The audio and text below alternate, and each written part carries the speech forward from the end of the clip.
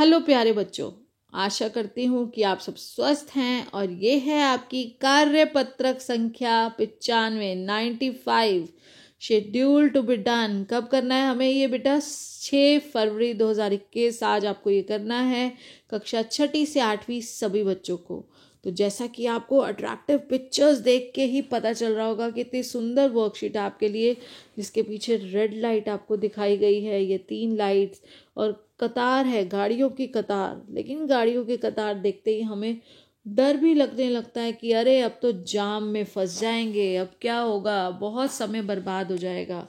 तो यही आज हम डिस्कस करने वाले हैं कि ट्रैफिक यातायात जाम अब बड़े शहरों की बड़ी समस्या बन चुका है। सड़कों पर बढ़ती गाड़ियों की लंबी कतार, कतार मतलब लाइंस, बेटा लाइंस लगी हुई हैं। देखिए गाड़ियों की कैसे लाइंस लगी हुई हैं, ये देखिए। तो इससे बच्चे, युवा, बूढ़े, वायु और ध्वनि प्रदूषण, देखिए इससे क्या हो रहा है, बच्चे, युवा और बूढ़े वायु और ध्वनि प्रदूषण के शिकार हो रहे हैं।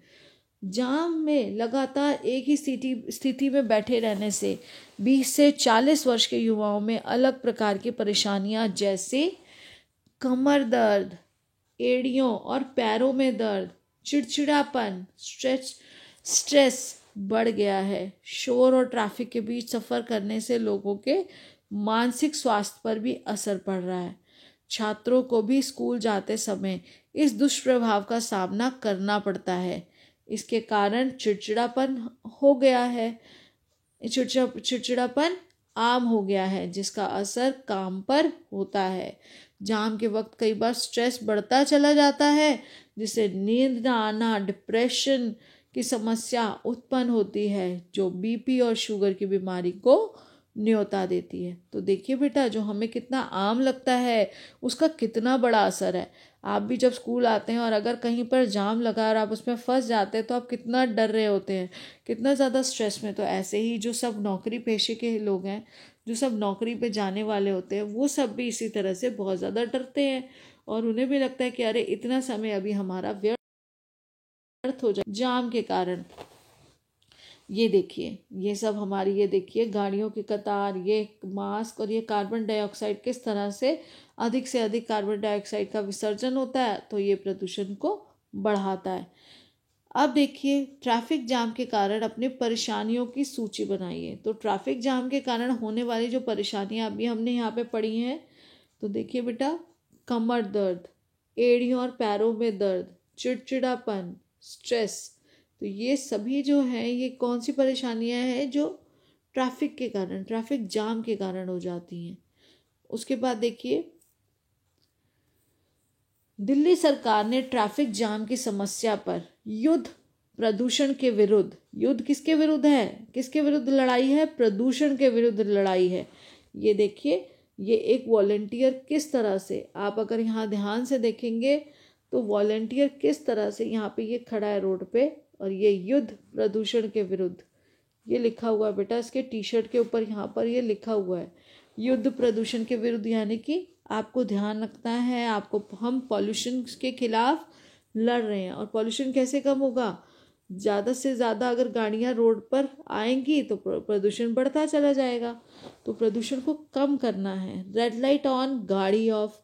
अब रेड लाइट को ऑन करें और गाड़ी को ऑफ कर दें। आपको पता है कि अगर कुछ मिनटों के लिए भी अगर सारी गाड़ियां बंद होंगी तो कितना बड़ा अंतर आएगा। बूंद बूंद से सागर भरता है। जैसे कई अभियान चलाए, आप अपनी तरफ से कुछ इसी तरह के अभियान चलाने की सरकार को सुझाव दीजिए। तो अब आपको सरकार को कुछ ऐसे सुझाव देने हैं जिससे कोई ऐसे कौन कौन से अभियान चलाने चाहिए ताकि जो प्रदूषण है उसे कम किया जा सके। तो उसके लिए बेटा हम और क्या कर सकते हैं? जो पब्लिक ट्रांसपोर्ट है उसका ज़्यादा इस्तेमाल करें। अगर पब्लिक ट्रांसपोर्ट का अधिक इस्तेमाल होगा तो कम से कम गाड़ियाँ बाहर निकलेंगी। तो यहाँ पर पब्लिक ट्रांसपोर्ट का ज़्यादा इस्तेमाल करें। तो उसके लिए क्या करना है? हमें पब्लिक ट्रांसपोर्ट की फैसिलिटी को बढ़ाना होगा। तो पब्लिक ट्रांसपोर्ट का उपयोग प्रदूषण घटाने में सहयोग। तो यहाँ पर हम इसको कर सकते हैं, पब्लिक आप यहाँ से लिख लेंगे यहाँ तक, पब्लिक से लेकर उपयोग तक। पब्लिक ट्रांसपोर्ट का उपयोग प्रदूषण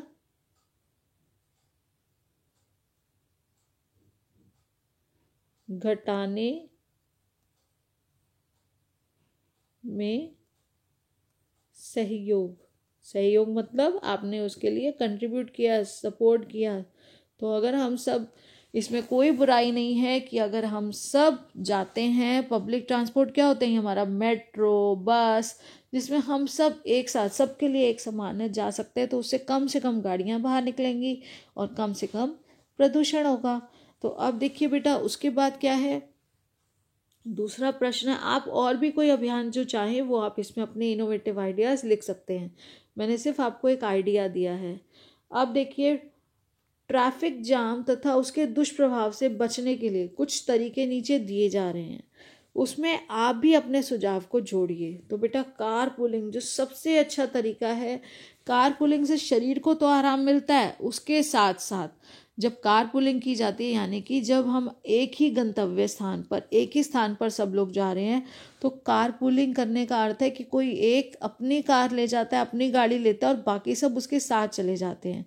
उस तरह से आप हफ्ते के जो दिन हैं या ऑल्टरनेट डेज हैं उन्हें बांट सकते हैं कि एक दिन आपने ले ली, एक दिन किसी और ने ले ली, और इस तरह से अगर 5 लोग जो जा रहे हैं तो आपका पूरा सप्ताह आराम से निकल जाता है और आपकी गाड़ी सिर्फ आपको एक ही बार ले जानी पड़ती है और सभी एक एक बार उस गाड़ी को लेकर जाते हैं। तो 5 गाड़ी की जगह एक गाड़ी जब जाती है तो बेटा उतना ही प्रदूषण भी कम होता है, समय भी बचता है, ईंधन भी बचता है, और आप लोग मज़े करके एक साथ जा सकते हो। जब हम एक ही गाड़ी में जाएंगे, अकेले अकेले जाने में फिर भी बुरा लगता है, समय ज़्यादा लगता है, लंबा लगता है, और अगर हम एक साथ जाते हैं तो हम उस पर भी मस्ती भी कर सकते हैं।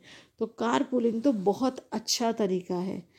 इसके बाद है नियमित रूप से एक्सरसाइज और स्ट्रेचिंग और रनिंग। ये किस लिए कहा गया, क्योंकि जाम वगैरह में हमारी जो बॉडी है उसमें बॉडी एक होने लग जाता है, स्ट्रेस हो जाता है, कमर में दर्द और ये सब जो परेशानियां बताई हैं, उनसे बचने के लिए हमें नियमित रूप से एक्सरसाइज करनी चाहिए, स्ट्रेचिंग करनी चाहिए या रनिंग करनी चाहिए।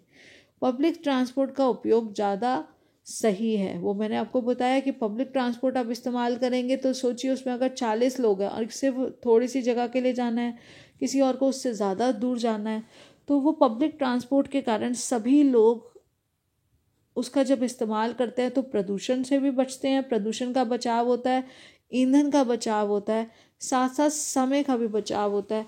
तो आपकी बहुत सारी परेशानियां पब्लिक ट्रांसपोर्ट में जाने से आप सॉल्व कर सकते हैं उनका। अब है, ड्राइविंग के दौरान बीच बीच में बॉडी को स्ट्रेच ज़रूर करें। तो ड्राइविंग के दौरान जो आपको परेशानियां हो सकती हैं उसके दुष्प्रभाव को रोकने के लिए आपको स्ट्रेचिंग एक्सरसाइज करने के लिए सुझाव दिया गया है। कमर और गर्दन का सही पोस्चर रखने में परेशानी कम होगी। जैसा कि अगर आप अपनी बॉडी के पोस्चर को ठीक रखेंगे, आप ढंग से अगर बैठेंगे, सीधा बैठेंगे, अपने बैक को स्ट्रेट रखेंगे, सीधा रखेंगे, तो कमर दर्द नहीं होगा, हम उसे अवॉइड कर सकते हैं। अब हम यहाँ पर और क्या कर सकते हैं, तो बेटा कम दूरी के लिए, यदि हमें थोड़ी सी दूर ही जाना है तो कम दूरी के लिए हमें क्या करना चाहिए, या तो हम पैदल चले जाएं, पैदल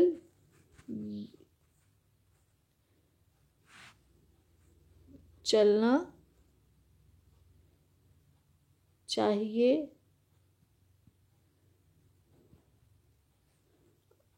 अन्यथा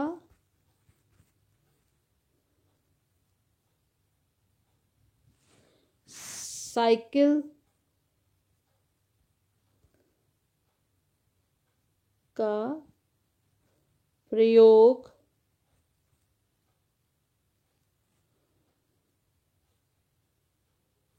करना चाहिए। तो बेटा इसमें क्या है कि आप लोगों को साइकिल का इस्तेमाल करना चाहिए, नहीं तो पैदल चलना चाहिए, और पैदल चलना तो बहुत अच्छी एक्सरसाइज है। तो साइकिल या पैदल चलने से आपका शरीर भी तंदुरुस्त रहेगा, प्रदूषण भी नहीं होगा, समय भी बचेगा, ईंधन भी बचेगा। तो कहते हैं ना, आम के आम और गुठलियों के दाम, तो हमारे तो 5 उंगलियां ही घी में। तो यही चीज़ है बेटा, हमें अगर हम ध्यान से हम सब मिलकर अगर कंट्रीब्यूट करें, जैसे कि कोविड के संदर्भ में हमने उचित व्यवहार अपनाया तो हमने बहुत ही जल्दी सब चीज़ों को कंट्रोल में कर लिया। तो इसी तरह से आप सबका कंट्रीब्यूशन बहुत ज़रूरी है, तभी हम ये प्रदूषण की समस्या या जाम की समस्या को सुलझा सकते हैं। अब आप अगर अपने इनोवेटिव आइडियाज़ या कोई भी आप अभियान से संबंधित या आप कोई ऐसा सुझाव देना चाहते हैं इसे कम करने से संबंधित, वो आप